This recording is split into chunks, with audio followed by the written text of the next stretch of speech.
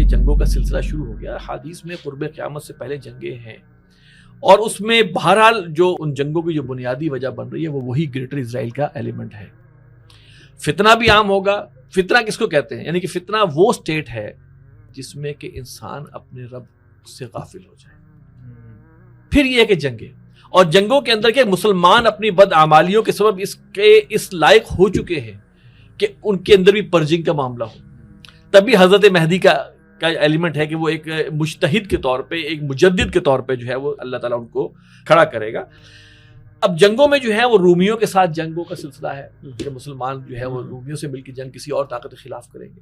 پھر اس کے بعد رومیوں کے خلاف بھی جنگ ہوگی. پھر قسطنطنیہ دنیا کا فتح ہونا بھی ہے. قسطنطنیہ ایک دفعہ ہاتھ سے جائے گا اور پھر دوبارہ ریکلیم ہوگا.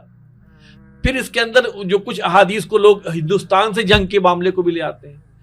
پھر اصل جو جنگ جو کہ ہونی ہے دجال کے ساتھ, حضرت عیسیٰ ابن مریم کا آنا, یہ سب کا سب ایک پورا ایک سلسلہ ہے جس کی پوری ٹائم لائن جو ہے وہ حضور صلی اللہ علیہ وسلم کی احادیث میں ہمارے سامنے آتی ہے. خراسان کے بارے میں ہے کہ یہاں سے سیاہ جھنڈے نکلیں گے جو کہ حضرت مہدی کی مدد کریں گے, اور وہ یروشلم میں اپنے جھنڈے نصب کریں گے.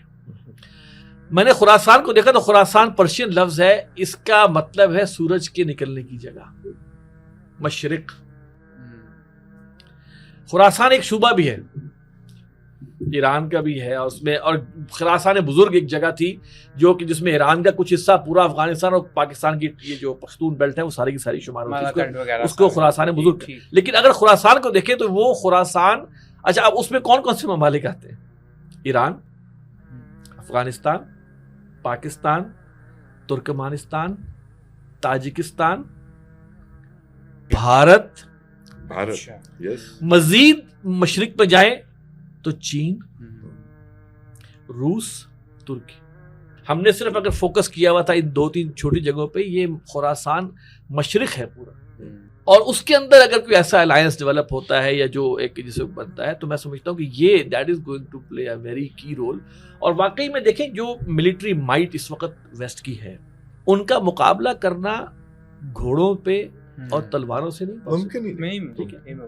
حضرت مہدی اور پھر اس کے بعد حضرت عیسیٰ علیہ السلام جو ہے وہ جو ہے ان کے ذریعے جو ہے دجال کا خاتمہ ہوگا. اور پھر حضور صلی اللہ علیہ وسلم فرماتے ہیں کہ اللہ تعالیٰ نے مجھے زمین کو لپیٹ کر دکھا دیا. ان اللہ زوالی الارض فرائیت مشارقہا و مغاربہا, میں نے اس کے سارے مشرق دیکھ لیے, سارے مغرب دیکھ لیے.